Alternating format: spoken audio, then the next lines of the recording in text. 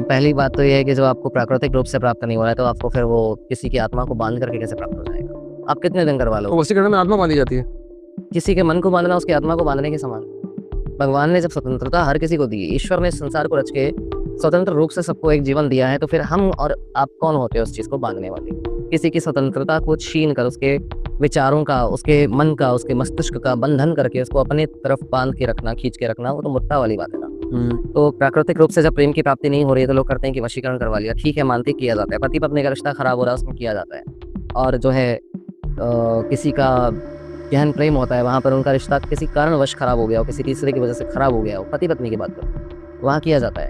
लेकिन आजकल के समय में जो चल रहा है गर्लफ्रेंड, बॉयफ्रेंड, ये सारी चीज़ें हमारी समझ से परे हो गई। इसका कोई मतलब ही नहीं बनता है। जो आज अभी विवाह के बंधन से पहले तक नहीं बंध के रह पाए, वो बाद में क्या निभाएगा? तो वो क्या फ़ायदा उस चीज़ का? और कुछ लोग कहते हैं हमारा 4 महीने का प्यार था, हमारा 4 साल का प्यार था। उस प्रेम को मैं प्रेम नहीं मानता। पहली बात, प्रेम की परिभाषा बिल्कुल अपने आप में उच्च होती है। शारीरिक संबंधों को प्रेम नहीं बोला जाता। प्रेम को वासना के वशीभूत नहीं किया जा सकता। प्रेम को वासना के अंतर्गत नहीं जोड़ा जा सकता।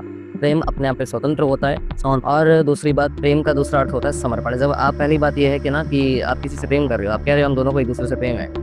आप उस पे शंका कर ही रहे हो कि आप उसको जो है स्वतंत्र छोड़ो, आप उसको उस पर इतना विश्वास रखो और दूसरे के अंदर भी इतना समर्पण भाव होना चाहिए कि अगर एक आपको स्वतंत्र छोड़ रहा है, तो आप उसकी जो है आप पे जो उसने विश्वास किया है, उस विश्वास का आप मान रख सको। अब वही नहीं है तो फिर प्रेम का मतलब ही नहीं बचता। तो वशीकरण करके किसी को पाया नहीं जा सकता, और पा भी सकते हैं, कोई बड़ी बात नहीं है, लेकिन उसकी कोई भी 100% गारंटी नहीं होती है। ठीक है, अगर कोई ये कह रहा है कि 100% होता है, 21 दिन में होता है, 41 दिन में होता है, 11 दिन में होता है, मैं नहीं मानता उस चीज़ को। काला इलम होता है या तो मुस्लिम विद्या के अनुसार, या फिर वो काला जादू होता है हिंदुओं के अनुसार। लेकिन वो बार-बार करवाना पड़ता है। पहली बात, एक समय तक चलता है चलने को, वो ये कह लीजिए आपकी 4 दिन चल जाए, चलने को जो है 1 साल चल जाए, कोई बड़ी बात नहीं है। लेकिन उसको बार-बार आपको समय-समय पर दोबारा से करवाना पड़ता है, ताकि वो पुनः जागृत करवाना पड़ता है आपको। लेकिन उसमें सबसे बड़ी दिक्कत ये आती है, एक समय पर दिमाग पे इतना गहरा असर पड़ता है कि या तो इंसान पागल हो जाएगा या फिर उसकी मृत्यु हो जाएगी।